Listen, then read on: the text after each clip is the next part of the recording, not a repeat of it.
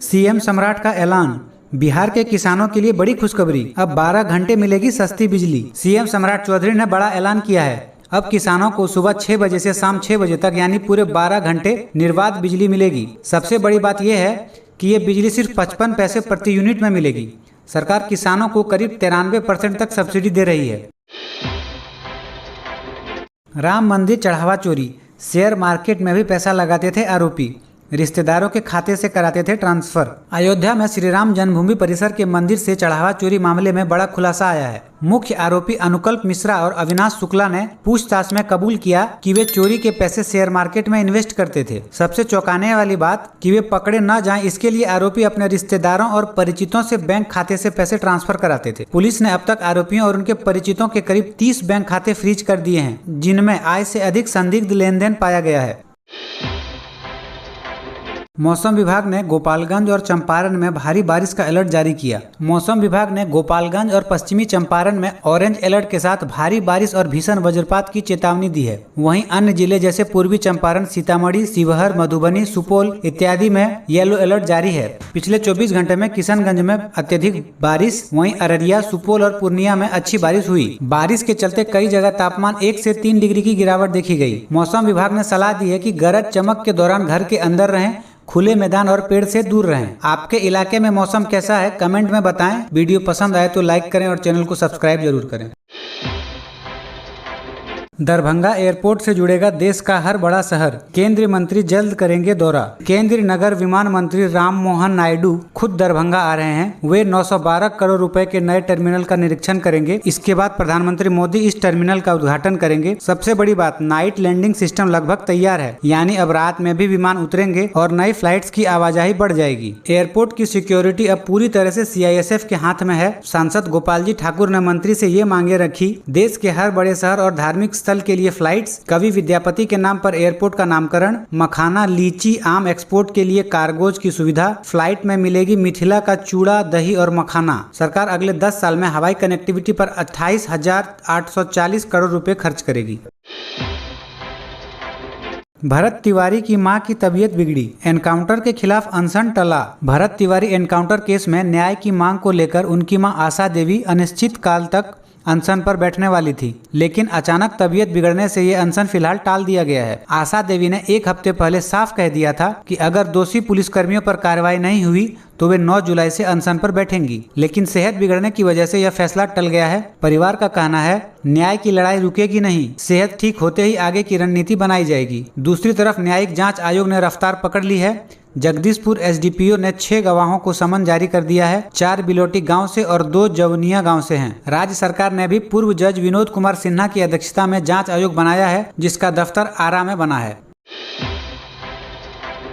दिव्यांगों और बुजुर्गों की सुविधा के लिए बिहार में चलेंगी लो फ्लोर बसें, परिवहन मंत्री ने दिया निर्देश। बिहार के परिवहन मंत्री दामोदर रावत ने बड़ा निर्देश दिया है। अब राज्य में भविष्य में खरीदी जाने वाली सभी बसें लो फ्लोर मॉडल की होंगी। ये फैसला दिव्यांगजनों, बुजुर्गों और गर्भवती महिलाओं की सुविधा के लिए लिया गया है, ताकि बस में चढ़ते उतरते समय कोई दिक्कत न हो। और सबसे बड़ी बात, आने वाली 400 PME बसें भी पूरी तरह लो फ्लोर मॉडल की ही होंगी, जिनमें हाइड्रोलिक रैंप और व्हीलचेयर जैसी सुविधाएं होंगी। लो फ्लोर बसों की ऊंचाई 320 से 400 मिलीमीटर होती है, यानी ऊंची सीढ़ियां नहीं होंगी और चढ़ना उतरना आसान होगा। इसमें हाइड्रोलिक रैंप की सुविधा होगी, जिसे जरूरत पड़ने पर आसानी से खोला या बंद किया जा सकेगा। मंत्री का कहना है कि इससे यात्रा ज्यादा सुरक्षित और आरामदायक बनेगी और गिरने या चोट लगने का खतरा भी कम हो जाएगा। अगर यह योजना सही तरीके से लागू होता है तो बिहार का सार्वजनिक परिवहन तंत्र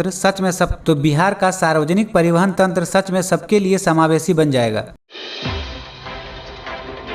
पास कराने का लालच, चुप रहने का दबाव, मासूम की जुबान खुली तो स्कूल पहुंच गया गांव। चलिए पूरी खबर बताते हैं। मध्य विद्यालय हरिपुर, गया जिले के आमस प्रखंड स्थित मध्य विद्यालय हरिहरपुर में एक गंभीर मामला सामने आया है। 3री कक्षा की एक छात्रा ने अपनी मां को बताया कि स्कूल के शिक्षक पंकज उसके साथ अशोभनीय हरकत करते थे। आरोप है कि शिक्षक ने बच्ची को परीक्षा में पास कराने का लालच देकर चुप रहने का दबाव बनाया। मामला तब खुला जब बच्ची लगातार स्कूल जाने से मना करने लगी। परिवार के बार बार पूछने पर उसने रोते हुए पूरी बात बताई। परिजनों का दावा है कि यह सिर्फ एक ही नहीं बल्कि 3 छात्राओं के साथ हुआ है। हालांकि इन आरोपों की अभी आधिकारिक पुष्टि नहीं हुई है। बच्ची की बात सुनते ही परिजन और ग्रामीण तुरंत स्कूल पहुंचे, जहां आक्रोशित लोगों ने आरोपी शिक्षक की चप्पलों से पिटाई कर दी। भाजपा नेता रविंद्र शर्मा ने भी इस घटना की निंदा की है और दोषी पाए जाने वाले पर कड़ी कार्रवाई की मांग की है।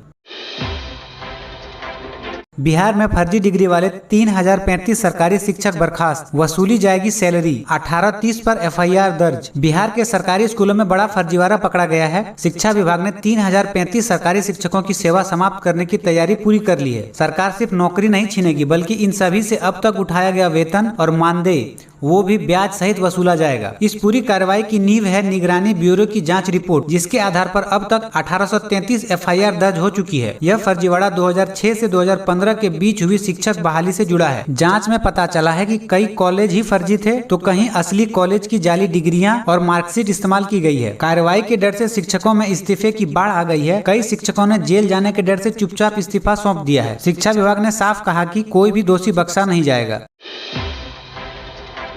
बिहार के युवाओं के लिए सब इंस्पेक्टर बनने का सुनहरा मौका। बिहार पुलिस में सब इंस्पेक्टर बनने का सपना देख रहे युवाओं के लिए एक बड़ी खुशखबरी है। बिहार पुलिस अधीनस्थ सेवा आयोग बीपीएसएससी ने स्पेशल ब्रांच में सब इंस्पेक्टर के पदों पर भर्ती के लिए आधिकारिक नोटिफिकेशन जारी कर दिया है। नोटिफिकेशन के अनुसार कुल 150 पदों की नियुक्ति की जाएंगी। आवेदन की शुरुआत 9 जुलाई 2026 से हो चुकी है। अंतिम तिथि 9 अगस्त 2026 तक है। योग्यता की बात करें तो उम्मीदवारों के पास स्नातक की डिग्री होनी चाहिए। आयु सीमा 1 अगस्त 2026 के आधार पर सामान्य और ईडब्ल्यूएस वर्ग के पुरुषों के लिए 20 वर्ष और अधिकतम 37 वर्ष है। सामान्य ईडब्ल्यूएस महिला, बीसी और ईबीसी वर्ग के लिए अधिकतम आयु 40 वर्ष है। वहीं एससी और एसटी वर्ग के उम्मीदवारों के लिए अधिकतम आयु 42 वर्ष तय की गई है। यह परीक्षा 5 चरणों में, इस भर्ती में चयन प्रक्रिया कुल 5 चरणों में पूरी होगी।